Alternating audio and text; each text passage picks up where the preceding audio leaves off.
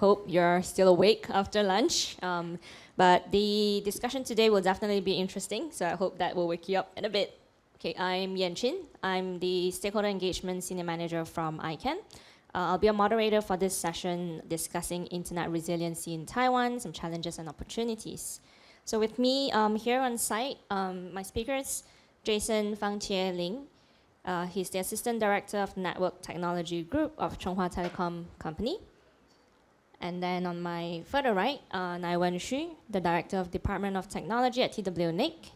And then online, we have my other colleague, Edward Lewis, Senior Technologist, Office of the CTO, ICANN.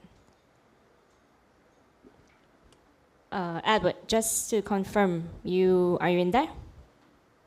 Maybe you can say hi to everyone.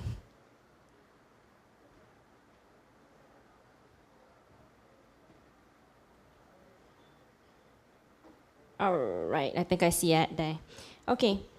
All right, so without further ado, we're going to start. I'll first start with an introduction of what we're going to discuss today, and then we'll have a few questions going around the speakers to discuss what is internet resiliency and several other questions revolving around this topic.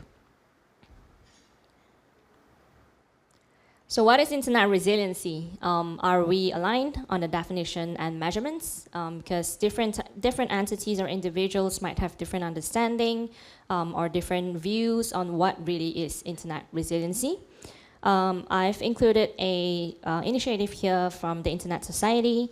It's their Pulse initiative focusing on Internet Resiliency Index. And I thought this was a pretty good kind of overview from them, where they looked into 4 pillars to measure resiliency. So you can see on the slide here, you have first pillar, infrastructure.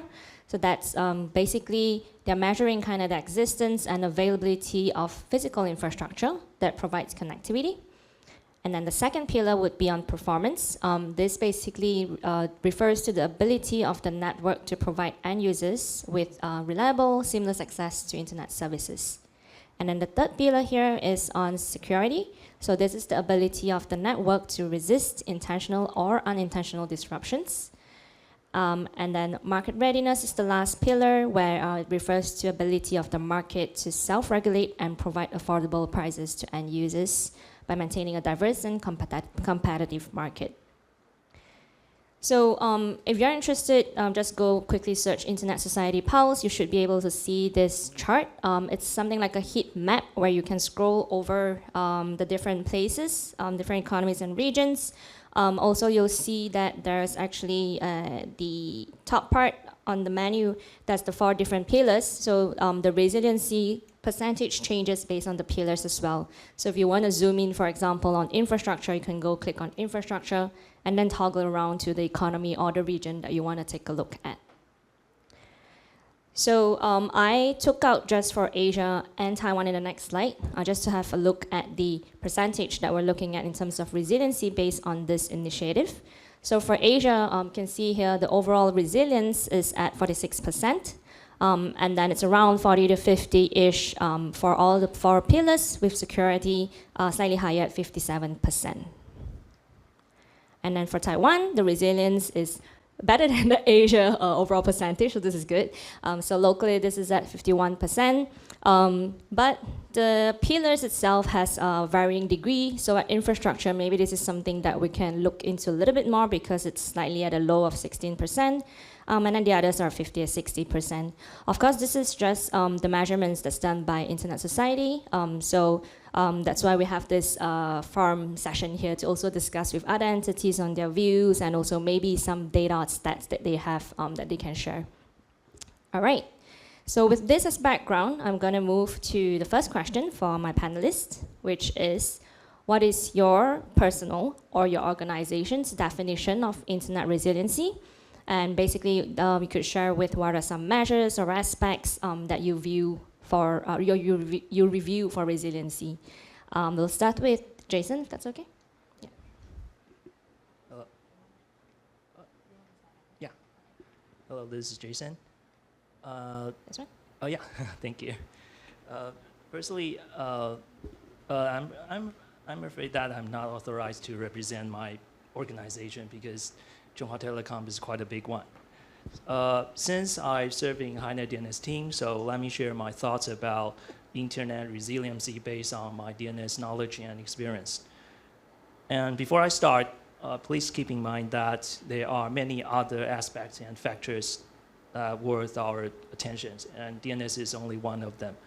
So back to DNS service. DNS service availability is crucial to internet resilience because DNS resolution or DNS lookup is among the initial steps of connecting to internet. So based on that, consequently, DNS service availability is always our top priority. And take HiNet DNS, for example. HiNet DNS is probably the biggest local resolver system, probably. So take HiNet DNS, for example. We use multiple servers. In fact, many servers is like the leftmost icon shows for load balancing and big enough capacity for high capacity. And secondly, we deploy our network appliances in pairs to avoid the risk of single point failure. And we also prepare remote backups of the whole systems. And we build defense in depth with our HiNet backbone network to do better, to fight against DDoS attacks.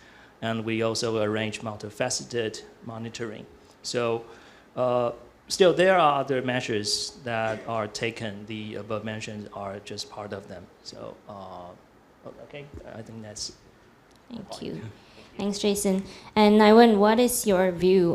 What do you define as resilience, and what are some measures that you review at TWNIC, or maybe your own views for resiliency? Okay, thank you. TWNIC is the first CCTLD that implement the ISMS certification. In 2004, we applied BS 7799 because at that time there is no ISO ISMS standard, but we switched to ISO ISMS when the solution, then the ISO ISMS is available. In our ISMS policy, we have some requirement we must meet.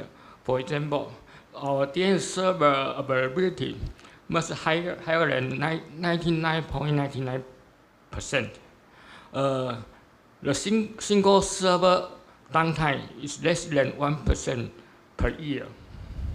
Okay, you can see our DNS server, we are focused on the availability. Because from the 3 dimensions of CIA, the DNS data is open data. Everyone can query the data. There is no personal data or email addresses, something like that. So there is no confidentiality issue on our DNS server. And the TW already enabled the DNSSEC. Every resource record have a signature. We use private key to sign the long file. So there is no integrity issues on our DNS data. So we always focus on our DNS availability, because just like HiNet DNS server, always we face the DDoS attack or something. So we have some approach to deploy our TWDNS. The first is we use the BGP indicator service. We deploy our TWDNS server worldwide. And the second approach, we use the cloud service. For example, the Google or Amazon, the cloud service is very flexible. You can expand your server or bandwidth anytime. And the third approach is we collocate our DNS server on domestic ISP IDC. Currently, we have around 10 IDC in Taiwan. Almost every major ISP we have DNS server in their IDC. Okay. Thank you. Thank you, Nai-Wen. And Ed, over to you on this question. Okay, so I'm going to come at this from a different angle. I don't work for an operational organization, or at least I'm not in the operations part of ICANN at all. I come from a research area, and we look more at the structure of things. Actually, I look at the structure of things out there. And I guess, could you have my first slide pulled up? I sent in 3 slides. Let me address the first one. One thing I do is I look at the structure of how the DNS, specifically talking about the DNS, how it's put together in a region.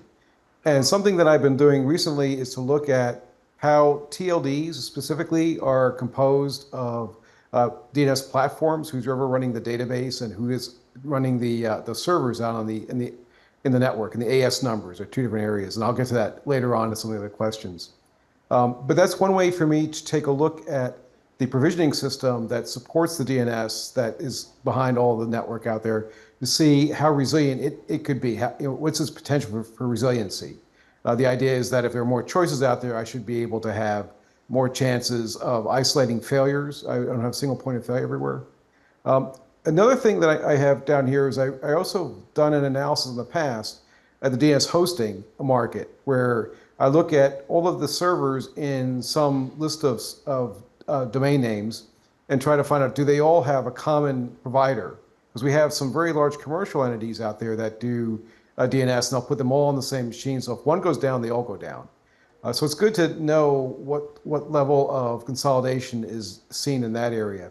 And this actually goes back to consolidation, which has been a concern as being something that's a challenge to a resilient system out there.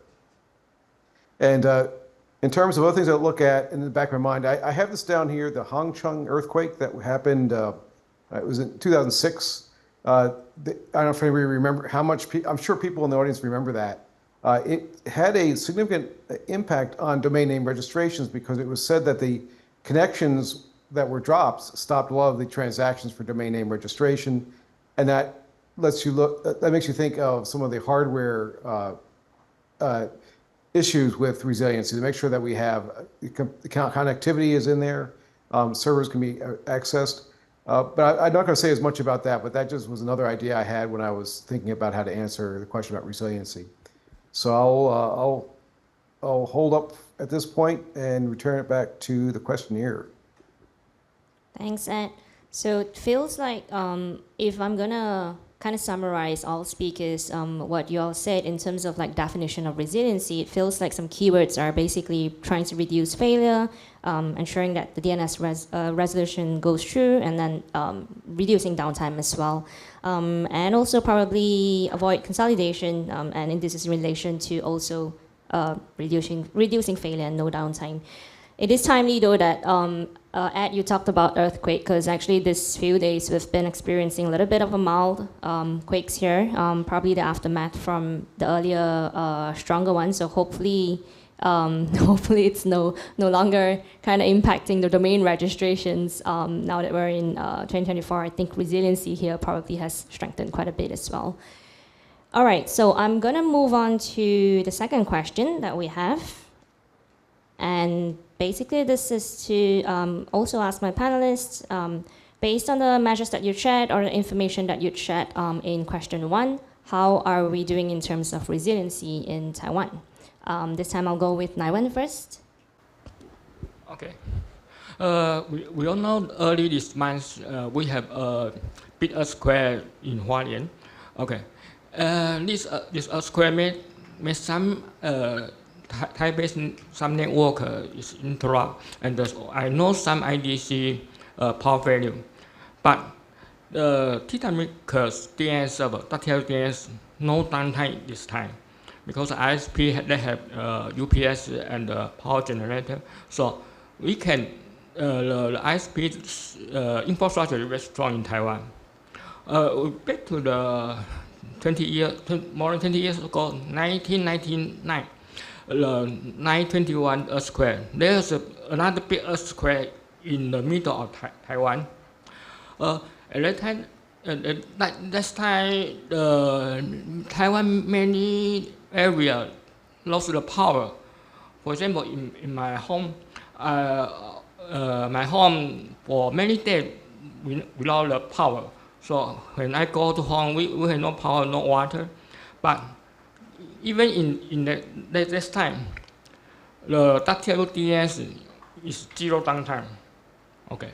So until now, TWNIC, the DNS resilience is okay now. But we can see the last year, there is Orange Island, Mazu. Last year, Mazu has 2 submarine cable to Taiwan. Last year, the 2 cable was cut off by some shipper. And this event make the Mazu have no internet. Although we have the microwave from Taiwan to Mazu, yeah, but most people in Mazu cannot access the internet. If the situation happen in Taiwan's submarine is all cut down. I remember this morning the earthquake make 2 submarine cable cut in Taipei. I am not remember where, but if we have an event made all the submarine cut in Taiwan Island, I am not sure we can ISP can support the infrastructure as the so I am not maybe this is the question. This question is not cannot answer by me. Maybe from I know our government Ministry of Digital Affairs, they have a cyber resilience department.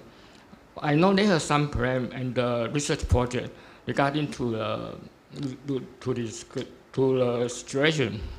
They have some solution. For example, they have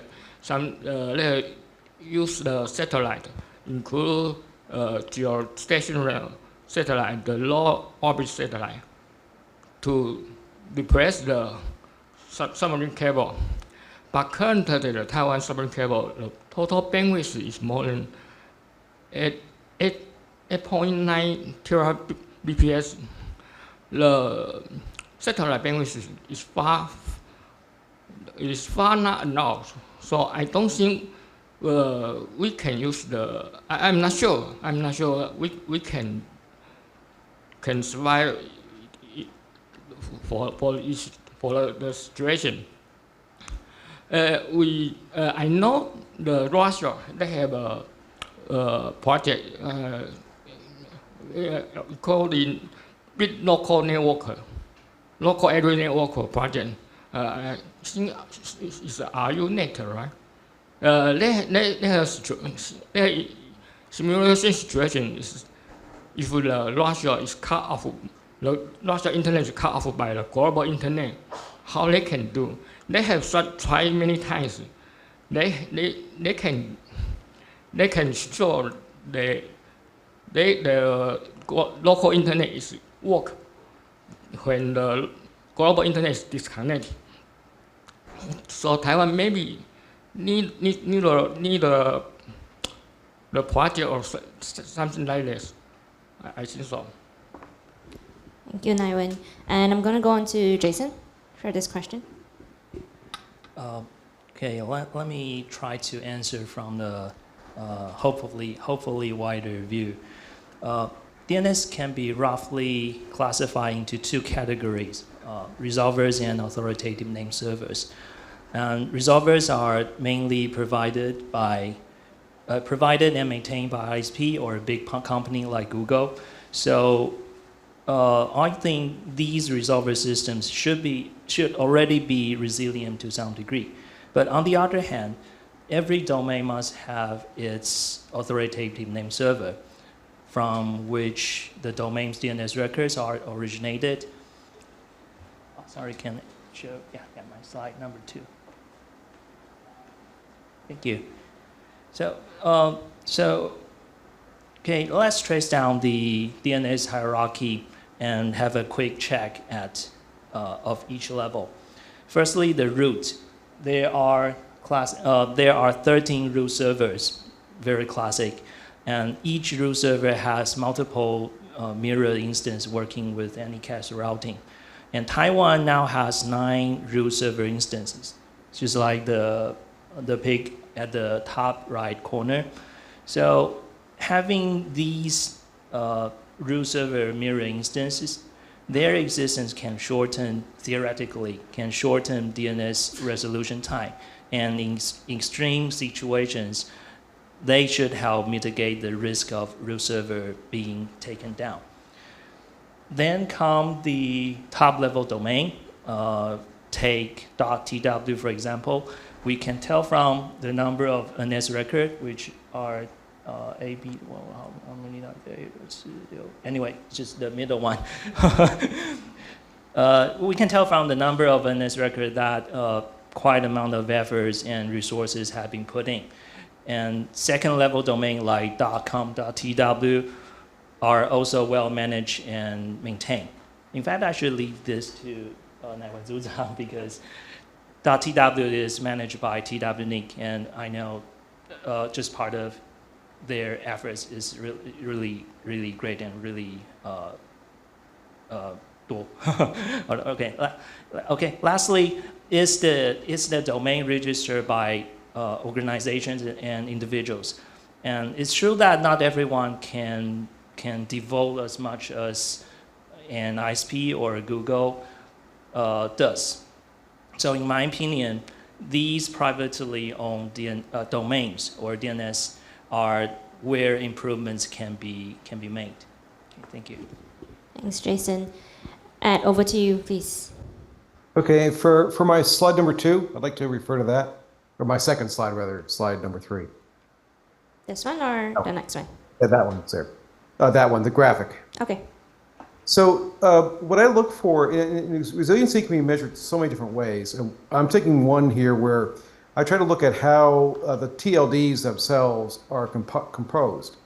And I have this chart. This is part of I have a long presentation on this chart alone for other things, but this is the only chart I have that really has TW data. That's why I'm showing this one chart. On the left side, I have zones, and these are zones that I, for some reason, call in my little study here, and they map with those single lines into a DNS house, and that DNS house represents the DNS system that's the registration system plus driving the servers out there. And I'm sorry, the zones are on the left-hand side. On the right-hand side, I have the AS houses. Those are autonomous system numbers. They represent the networks run by different folks. And you can see that the platform feeds those houses with the zones so they can publish information for DNS servers in different places. Now, this chart this chart by itself is not that interesting until you get into some of the finer stories, but I won't try to go too deep. This shows the second zone there is TW. I don't know if you can read that or not. It might be, hopefully it's big enough in the room. Below it are the 2 TLDs that are the IDN version of TW. And the bottom one is another zone run by TWNIC, and I forget right now what it represents. But those bottom 4 zones, they all are managed by TWNIC's infrastructure right now. And they're all run together. Again, as the previous speaker said, TWNIC does a very good job of performance, so I'm not worried that those 4 are all running on the same system. That's consolidation. But it's resilient because we have expertise in-house and in DNS. And then it's, of course, the information there is fed to these different networks out there. And you can see some of them out there. TWNIC has its own autonomous system number out there. There's a few other ones that are in TW, and right now I can't read them because the font's too small for me to see with my eyesight. But they're spread out over a few of them. But one other weird thing about this chart is I have on top there a KN. I believe it's KN. And KN has nothing to do with Taiwan. Now, this is an artifact of what's in the database. And the INA database right now has KN being managed through TWNIC, which historically was true, but it's no longer true from what I understand. So the reason why I'm highlighting this is not because it's a major deal that we have this, we have some misinformation in a database somewhere, but When you get into resiliency, you really want to have a clear view of what's out there. You want to know what normal is, you want to know when there are deviations. And so it's very important that we have our records being kept correctly. So the fact that this KN pops up there means that there's probably something we probably want to address in clarifying how things are today so that if there ever was a problem, we would know to go to the right place for anything involving KN. I don't want to make a big deal of this, it just happens to be on this chart.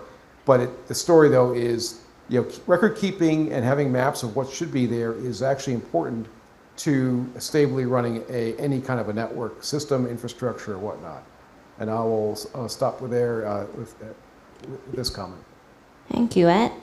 Nai-Wen, would you want to quickly respond on .kn? So based on my understanding, you used to, TWNIC used to help them, but now due to administrative processes, you're kind of waiting for that to be updated. Is that right? But you can add if... Okay.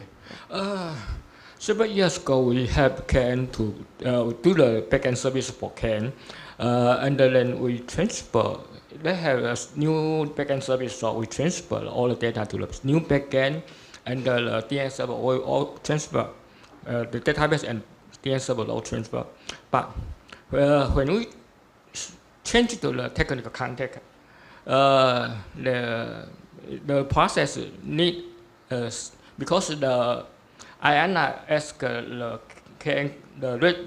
sponsor organization to send signed data from their sponsor organization to ICANN. Then it can change the technical content, but they cannot finish the process. So I pending on the list. Okay, thanks for that background. Hopefully that gets moved on and changed soon. But I feel like from the discussion from the panelists, it's really heartening to hear that the resilience in Taiwan is actually very strong. Based on all three of your comments, and I note that some of the potential opportunities that we could look into to further strengthening are to potentially look into other opportunities. Maybe you mentioned something about satellite, but it has its downfalls as well, so maybe it's not the best solution. Maybe working on a backup in terms of a internal type of internet in case there's any downtime, just as a backup, or maybe work on strengthening resiliency in the private private name service. Yeah, so I think those are some opportunities that we can look into, of course, explore together as well. And now I'm going to move on to the third question, which is basically what I kind of mentioned, some of the opportunities. I know you all touched a bit here and there, but if you can further elaborate, if you think specifically, are there any opportunities to further strengthen resiliency in Taiwan? I think that would be great. This time I'll start with Ed. All right. Okay, so can I go to my third slide, slide, the last slide with text on it. So, okay, being a researcher, I'm not going to make, I don't have specific recommendations because I know on operations, operators know more about their environment than someone from the outside talking about this. But I would suggest this. I think that you want to measure. Measurements are good. Knowing what's out there is good.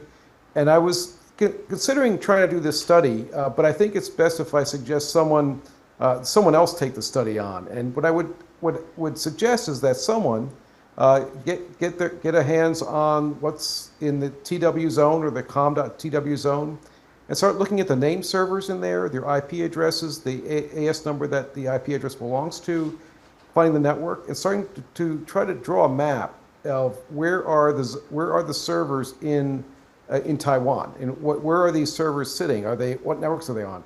Are they anycast or unicast networks? Are they domestic? Are they foreign? Are they going to be accessible if we have a cable cut, and so on? This is data. I would have to request the data. I don't have access to the data myself, which is the reason why I didn't just go ahead and do this. But when I thought about it, it was probably best if this kind of work was left to someone who wants to dive into really mapping the situation in the area. Also, I have the SOA resource record in this. I'd be happy to help someone start this work. But I think it would be interesting for someone who's in the region to do a more in-depth view of this, because besides just the data that you need to play with that I don't have access to, it takes some knowledge to really know who are the providers out there, and you can explain away some of the networks by knowing a bit more about the local environment that you're in. And I think that is an area where if someone was to do this study, it would be a really good thing to carry to other regions and speak about this. I think it would be interesting work to take a look at how the DNS is put together in the region. And finally, I have another thing down here, which I'm actually not as convinced anymore about, is the configured trust anchors. We talked about DNSSEC and security and what happens when things get broken. You have a lot of root servers sitting on the island, so maybe it's not a big deal, but if there's a situation where you want names in TW to resolve and be secure by DNSSEC, even if the root servers aren't available, trust anchors for TLDs is a possibility. But to be honest, right now there's only one TLD operator out there that even is probably even doing this anymore, but they haven't changed their key in a few years, so it's hard to tell. I'm not sure that it's a real great idea at this point. I think it has some promise, but if you were to do this, it takes a lot of work and to manage the trust anchors out there. But it is something that you might want to consider when it comes to being able to secure DNSSEC without using anything that's off the island. And I will end my little spiel there and turn it back to you. Thank you, Ed. It looks like the someone could be TWNIC or Nai-Wen here, but again, I'm not going to put him on the spot quite yet. But definitely we'll try and explore, or maybe even someone in this room here with us in the audience, we'll try and explore for people to work together to get the data, and then hopefully we're able to push that through after this forum to kind of connect back with you on that. And then on this question, on the same question, still on opportunities, I'm going to go ahead to Jason for this. My page 3, yes. Okay, my answer to this question is yes. And then continuing my statement, I believe one opportunity lies in enhancing resilience of individual domains authoritative name servers. So according to DNS protocol, as long as one NS record, which represents an authoritative name server, as long as one survives, so does the domain. And resolvers will retry when they receive no response. So adding or switching to stronger authoritative name servers can help strengthen resiliency. And the stronger DNS, which is for authoritative name server, can be built and maintained by the domain owner, himself or herself, or it can be outsourced. If you have any needs, feel free to approach me. And sorry if this sounds like 植入性行销 product placement. Well, anyway, sorry for that, but it's technically feasible anyway. So my thoughts is about as long as the external or additional name server are granted with up-to-date data, and then they are fully qualified to be enlisted into domains in this record. And the domain, the probability of the domain to survive like DDoS to the authoritative name server will be higher. So yeah, that's my thought. Yeah, thank you. Thank you, Jason. And I'll turn it to Nai-Wen for this question. Okay. Currently, I think nobody think about if the Taiwan is disconnected from the global internet. Okay. If Taiwan is disconnected from global internet, can we reach our other .tw domain name? I have do some calculation. In Taiwan, if our submarine cable all done, only 30% of the .tw domain can reachable in Taiwan. Why? There is a DS issue because I know the Taiwan has 9 root servers here. Yeah, okay. Compared to other countries, we only have 23 million population. The Taiwan's root server density is very high compared to other countries. But the the other TLD, for example, .com, there's 0 in Taiwan. No LAN server, .com LAN server in Taiwan. Currently, the .tw many domain in .tw, they use the some free hosting DNS hosting service. The DNS server is ended with .com, and some web server use the CDN service. For example, Cloudflare is free, but the domain name is .com. So when Taiwan is disconnected from the global internet, because they cannot reach the .com LAN server, so even this .tw the web server is in Taiwan, is not unreachable because you cannot find its IP address. At the time, even your smartphone is not work, because also we know the Google and Apple, they have IDC and the server in Taiwan. Real, yeah. And you can pin the www.google.com. You can make sure it's in Taiwan. The google.com LAN server also in Taiwan. And the service all in Taiwan, but when you internet disconnected from the global, because you cannot find the google.com LAN server. So your smartphone, even iPhone or Android, is not work because you cannot reach this domain name. Okay. So I think if maybe we have tried to import some .com LAN server in Taiwan. I know there are 3 or 4 .com LAN server in Japan, but Taiwan is 0. I think it's some point we must do. Yeah. Okay, thank you, Nai-Wen. All right, and I'm gonna move to the 4th question here, which is how can different stakeholder groups work together to achieve the common goal of strengthening resiliency? And I'll start with Jason. I think knowing each other definitely helps, and thanks to this forum, occasion like this, it provide great opportunity for us to meet and to discuss. I believe together we can find out to do better. Sorry, it's a weak answer. Sorry. Oh, that's okay. Thank you. And Nai-Wen? I think Taiwan ISP is very strong. They provide a strong infrastructure, so TTW can survive very well. But just I said the global and other TLD, because in Taiwan there are not other TLD and LAN server here.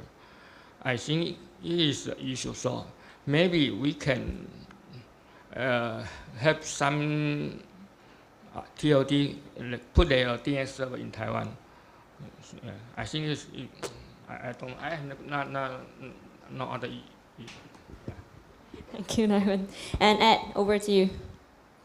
Okay, so one of my favorite things to do is I like to look at other industries and find out and see when things go wrong in other places, how do other industries react to something or other systems outside the internet? Because the internet is a system by itself, but we do much more around the world that are just as vital to our civilizations.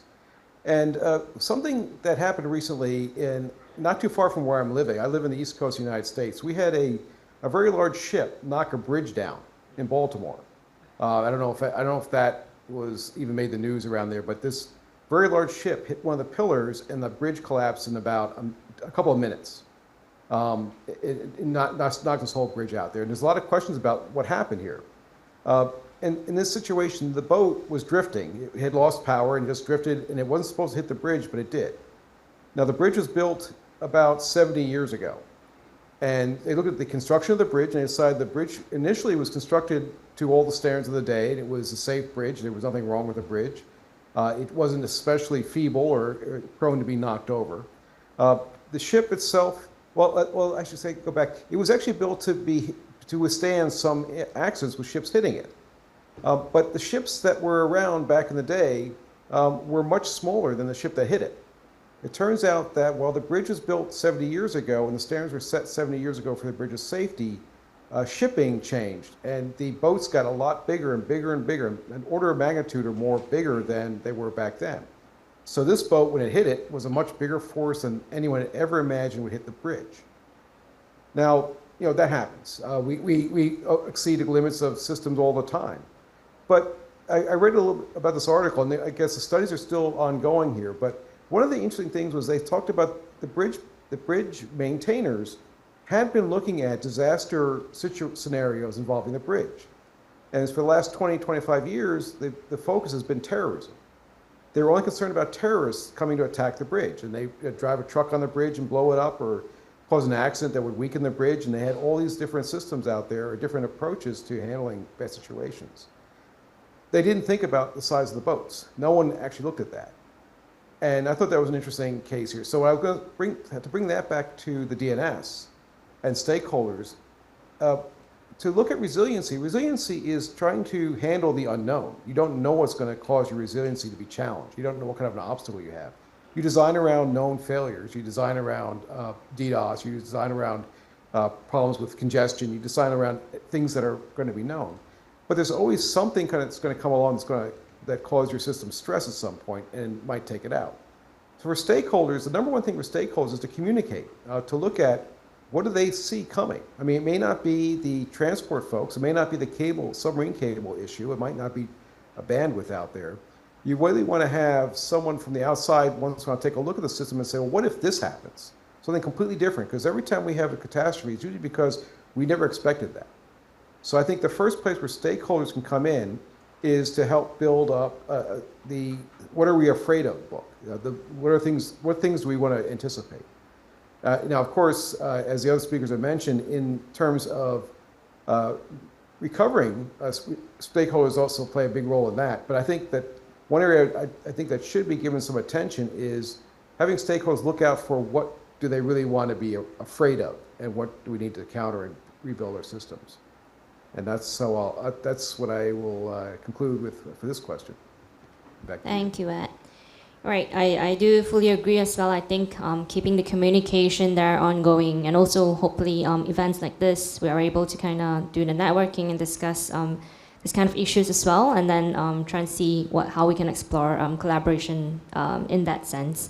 But thanks to all the panelists. I just wanted to check so I don't have any more questions for all of you, but I did want to see if my panelists have anything to add before we do the open discussion to the audience. But if you have anything to add, or if you have a question yourself, you can raise as well. So to my panelists, do you have anything to add? For Nai-Wen, do you have anything to add? No? Jason? No, okay. Ed, do you have anything to add before we open the floor to the audience? I'm ready for the questions. All right, thank you. Okay, so then with that, we're going to open the floor for open discussion. So any questions were welcome. So please head to the microphone if you have a question or comment.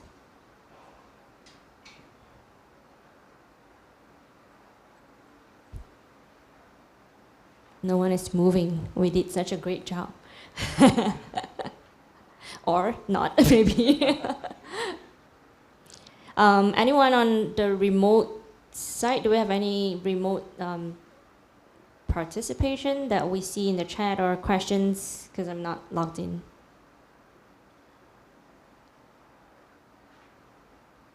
No? Yeah. Please go ahead too. Okay, this is THC. I'm from OpenNoise, Taiwan. I have one pretty recent question to all the panelists here. Probably for folks from Taiwan, you've heard about that.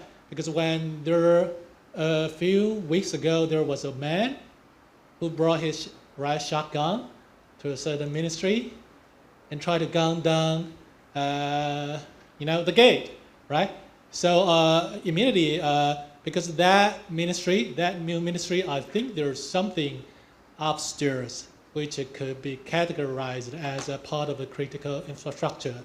So my question would be like, because we talk about involving more stakeholders, what about the physical security of those CI or CII? What are the stakeholders that we really need to engage with? Because immediately after that incident, Shuibu, right? I thought, oh, there must be something upstairs. If that guy, were to take down a rack service, it's probably going to cause a lot of disruption. So, what are your thoughts about this? Thank you. What are some of the stakeholders we really need to involve in that kind of a difficult contingency? Thanks. Thank you. That is a tough question. I'm looking at my panelists, they have a troubled face, as with me. I'm not gonna arrow any of you first. We'll try and take turns to respond to this. And if we can't quite address the stakeholders part, maybe we could first share on maybe how we can strengthen security to protect, any kind of infrastructure or CII that you maintain. I think that might be an easier question to start with, but who to engage as stakeholder, if you're able to respond to that now, of course, I welcome you to share as well. But just to look at my panelists, who would be willing to start first? Ed, would you be willing? Because I'm not, I can't see your expression. Yeah, you can't, I can't deny answering your question. Yes, when you have to take a hard look at all the possibilities out there. And when it comes to security, I see these situations do happen. In the United States, we have cases now and then where something that actually goes serious. You have to build your infrastructure so that you have to avoid single points of failure. That's where you begin with. If you're the operator and you're protecting an asset, you want to make sure that if you lose one element, you can keep going, whatever that element is. If you need to have 2 sites to run your systems, you better have at least 3 of them built out in case you lose one, because you have to have 2 running at all time. You have to start with setting your system up to be able to absorb the hits. Everything out there could be lost, whether it's from servers, it could be databases, it could be communication lines, it could be personnel, it could be many things. I've been through situations where we've had earthquakes in the United States that took out the highways, and we couldn't get the operator to the system to make sure the network worked, but the network worked. The routers we had at that time were able to withstand the earthquake, but we wouldn't have been able to run to the console and fix them. You've got to be able to arrange remote access. You have to be able to arrange for many different ways to access your assets out there. Now, in terms of the stakeholder, I guess a lot of this is probably known to those who are operators out there. The question about stakeholders, what you get from the stakeholders is you may learn about threats. You may learn about situations you need to defend against that weren't in your book. It may just be power failures. It might not just be a submarine cable getting snagged. It could be that there is someone who's deranged and running around in a violent area. That may come from your public safety folks.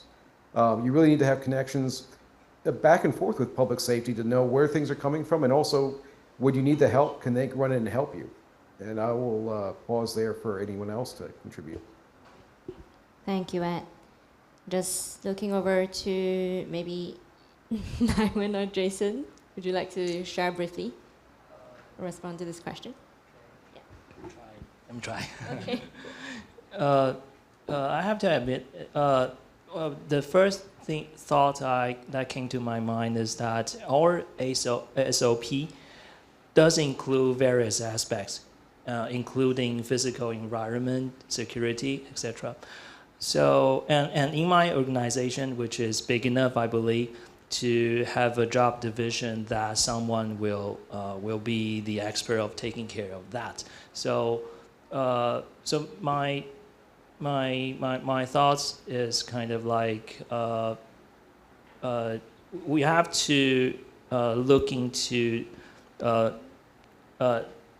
I should say it's our obligation to check all the aspects that we can think of and try to pre-arrange people to be in charge of that. Thank you, Jason. Yeah, thank you. Nai-Wen, would you like to briefly respond or? No? Okay. All right.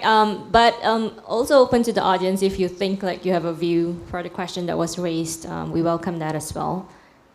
Or if anyone else has other questions or comments?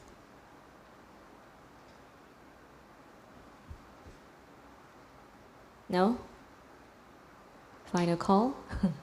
Because we are going to end early if there's no questions or comments. But just taking a round track for one last time. 3, 2, 1.